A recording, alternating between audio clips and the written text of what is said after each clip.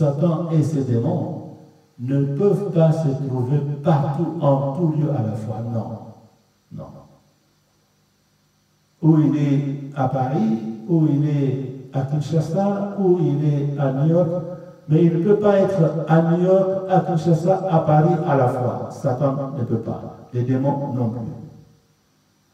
Il n'y a que Dieu qui peut être en tout lieu à la fois. Pendant qu'on l'adore ici, il est là avec nous, parce qu'il a dit, là où 2 ou 3 sont assemblés en mon nom, je suis là. Ça veut dire que 2 personnes, 3 personnes peuvent se réunir à Paris, il est là. 2 personnes, 3 personnes se réunissent à Kinshasa, il est là. 2 personnes, 3 personnes se réunissent au Japon, il est là. En même temps, si la prière commence ici à 10h45, à Tokyo à 10h45, à Kinshasa à 10h45, eh bien, je vous assure, à 10h45, Dieu sera ici, il sera à Kinshasa, il sera à Tokyo. C'est ça qu'on appelle l'omniprésence. Il n'y a que Dieu qui est omniprésent. Satan et les démons, non. Ça, Satan. Deuxièmement,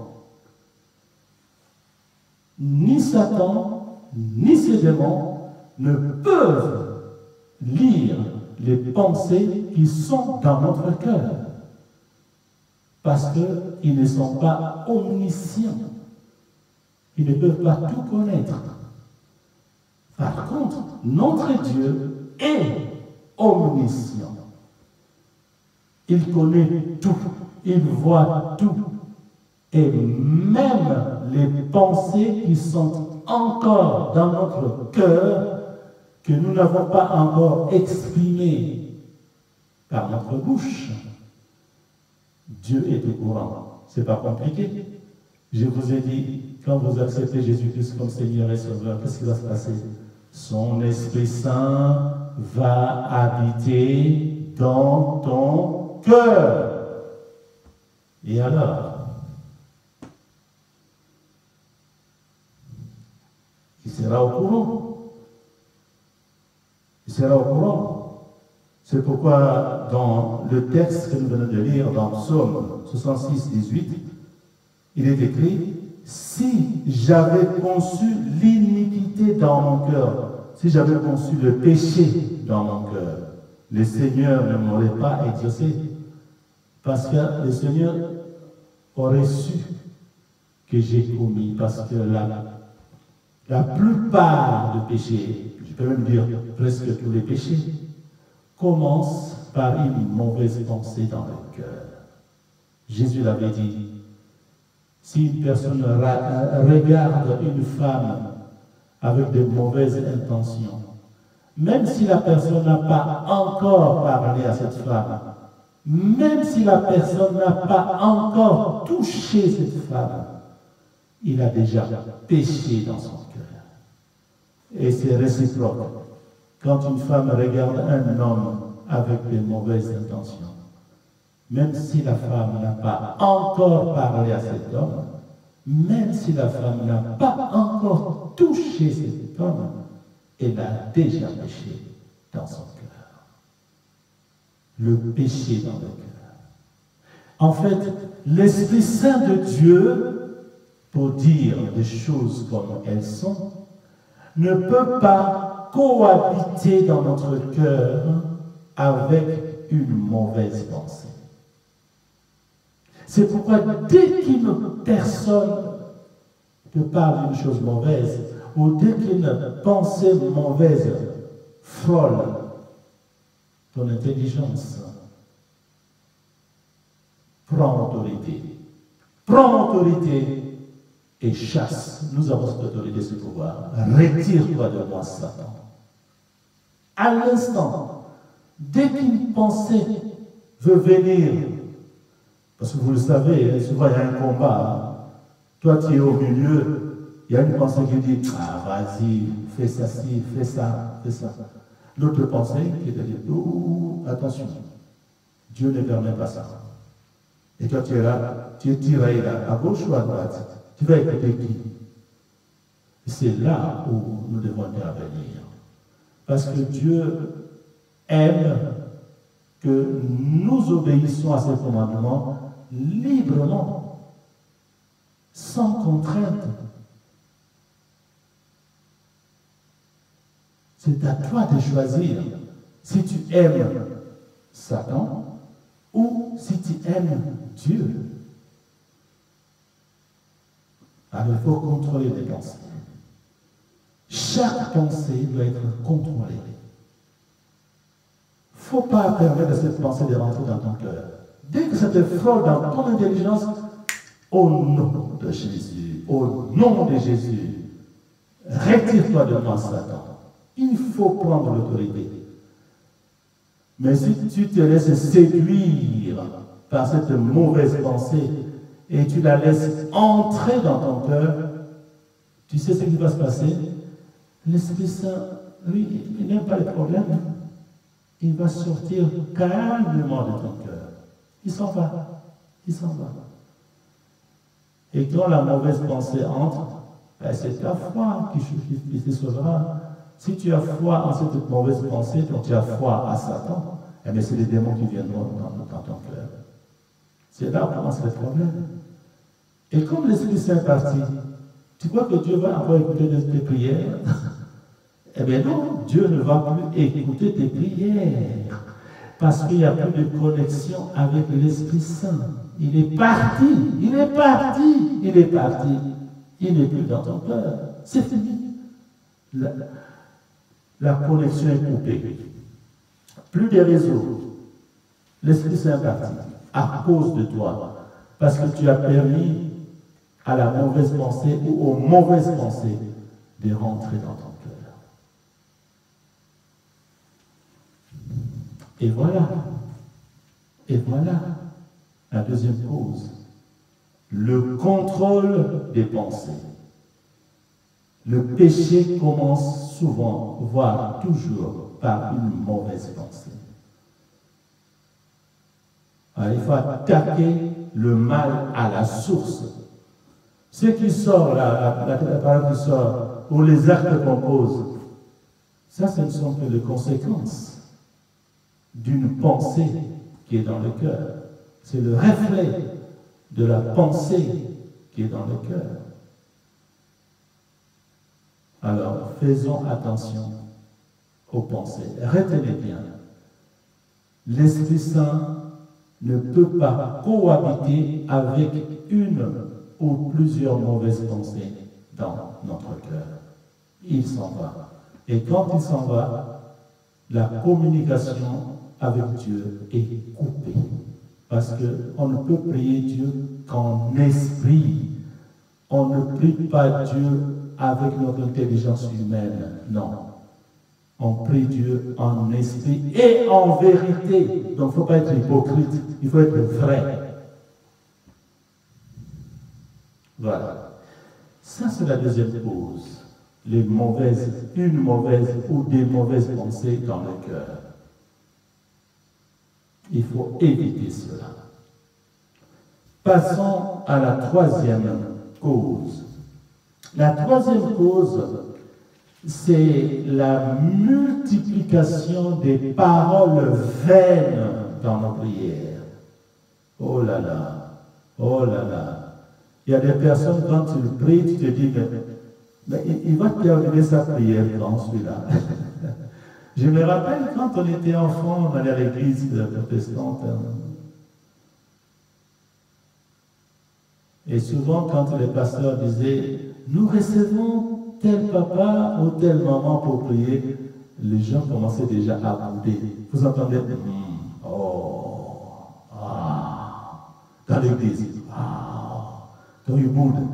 Parce que ce papa-là ou cette maman-là, quand elle prie, mais c'est pour l'éternité. Vous comprenez, quand je dis éternité, ça dit c'est tellement long que les gens finissent par s'ennuyer. On ne l'écoute même plus parce que, oulala, il dit une chose, après il dit autre chose, après il revient encore à une chose qu'il a dit. Des paroles vaines. C'est la Bible qui les dit. Et il est dit dans Matthieu, au chapitre 6, verset 7. Matthieu, chapitre 6, verset 7. Je lis la parole de Dieu. C'est Jésus-Christ qui parle. Il dit ceci: en priant, ne multipliez pas de vaines paroles comme les païens qui s'imaginent qu'à force de paroles, ils seront exaucés. Ce sont les païens qui font ça. Il est là, il prie, vraiment, là, il prend tout son temps, il exagère même. Et surtout, des vaines paroles, des paroles inutiles. Il a déjà dit ça, il revient, après il passe à autre chose dans sa prière, après il revient encore ce qu'il avait dit, après il continue, et après il revient encore ce... Oh, les gens, oh, dans l'église, oh, des gens coudent. Jésus dit non. Parce que la prière, on ne la compose pas. Nos prières sont des prières inspirées par l'Esprit Saint. C'est l'Esprit Saint qui doit nous guider quand nous prions. Parce que comme j'ai dit tout à l'heure, nous prions en esprit et en vérité. Et en priant, nous nous appuyons sur la parole de Dieu. Jésus, tu as dit que si nous demandons quelque chose à notre Père en ton nom, il nous la donnera afin qu'il soit glorifié dans son Fils que tu es. Tu répètes cette promesse de Dieu. Conformément à ta parole, oui, conformément à ta parole, je me tourne vers notre Père Céleste. Père, au nom de Jésus-Christ, je te demande ceci, etc., etc. Et dans ta prière, il faut toujours montrer l'intérêt de Dieu. Mais ça, on en parlera après. Là, on parle des paroles vaines. Quand on n'est pas guidé, inspiré par l'Esprit Saint ou par la parole de Dieu, la parole, c'est la Bible. C'est pourquoi je vous exhorte à lire toujours la Bible pour trouver les mots qu'il faut, les mots que tu vas placer, utiliser dans ta prière ou dans tes prières. C'est dans la Bible qu'on les trouve. Les promesses de Dieu sont dans la Bible. Et souvent nous utilisons ces promesses-là. Voilà mes frères. Pas de paroles vaines, pas de longues, même trop longues prières. En répétant les choses, c'est ennuyant. C'est pas moi, c'est Jésus-Christ qui l'a dit. Avant qu'il apprenne à ses disciples la prière universelle que nous faisons souvent, le Notre Père, il leur a dit ce que nous venons de dire. En priant, ne multipliez pas de vaines paroles, comme les païens qui s'imaginent qu'à force de paroles, ils seront exaucés. Non. Et après leur avoir dit ça, il leur a donné l'exemple d'une bonne prière. Et cet exemple, c'est la prière Notre Père que nous faisons tous sur le plan mondial. C'est la prière la plus forte, la plus complète. C'est une prière parfaite de notre Père. Voilà pourquoi nous le faisons tous les jours. Parce que c'est une prière dictée par lui-même, notre vrai Dieu, Jésus-Christ. Prenons modèle à cette prière-là, le Notre Père. Elle n'est pas trop longue, mais elle est complète, concise, précise. C'est ce que nous devons faire dans notre prière. Notre prière doit être claire, concis, précis. Il faut aller à l'essentiel. Tu veux demander quoi? Voilà. Il faut savoir ce que tu vas demander. Et puis tu dis à l'Esprit Saint, aide-moi. mets le mot qu'il faut sur ma langue. Guide-moi, Esprit Saint de Dieu. Parce que la Bible nous demande de venir vers toi pour te demander de prier pour nous. Tu te mets en contact avec l'Esprit Saint. Et ce n'est plus toi, comme a chanté notre frère Carlito, ce n'est plus moi, mais c'est l'Esprit de Dieu qui agit en moi. Ce n'est plus moi, mais c'est l'Esprit de Dieu qui prie en moi. C'est ça. Là, il n'y aura pas de paroles vaines, parce que l'Esprit Saint ne peut pas utiliser des paroles vaines. Voilà, mes frères et sœurs, la troisième cause. Nous prions mal. Nous composons parfois des prières. C'est ce qui fait que nos prières parfois sont trop longues pour rien. Pour rien. Jésus a dit des paroles vaines. Ça, c'est des païens qui prient comme ça. Des trop longues prières avec beaucoup de répétitions inutiles.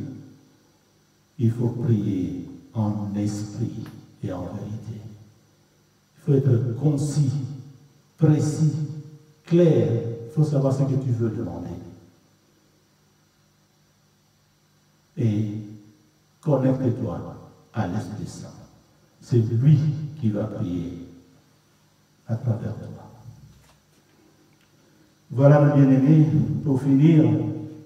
Donc, je vous rappelle qu'aujourd'hui, nous vous avons parlé des 3 premières causes qui font que Dieu n'écoute pas certaines prières. Alors, je vous les rappelle. 1, c'est la désobéissance à la loi de Dieu, au commandement de Dieu. 2, c'est le péché dans le cœur. Et 3, la multiplication des paroles vaines. Dieu, il balaye ça, ça ne sert à rien. Parce qu'il est en train de composer ta prière, tu n'es même pas, voilà, tu pries comme le païen, hein. Il n'a pas le temps de faire, non? Il faut prier en esprit. Voilà, donc si nous voulons que notre prière soit exaucée, nous devons remplir les 3 premières conditions suivantes. 1, nous devons obéir à tous les commandements de Dieu. 2, nous devons éviter d'avoir des péchés dans notre cœur. Et 3, nous devons éviter la multiplication de paroles vaines dans nos prières. Nous devons nous laisser guider par l'Esprit Saint de Dieu. Frères, en ce moment où le coronavirus fait des ravages, il est très important d'obéir à cette parole. Parce que, je vous le rappelle, l'antidote pour avoir la force d'échapper au coronavirus, c'est veiller et prier en tout temps. Or, quand nous prions, nous souhaitons, ça c'est notre objectif, hein, quand on prie, on souhaite quoi? Que Dieu écoute notre prière et qu'il fasse et qu'il nous donne ce que nous lui demandons dans notre prière. Donc cet enseignement-là, c'est très important de savoir ce qu'il faut éviter pour que Dieu n'écoute pas ta prière.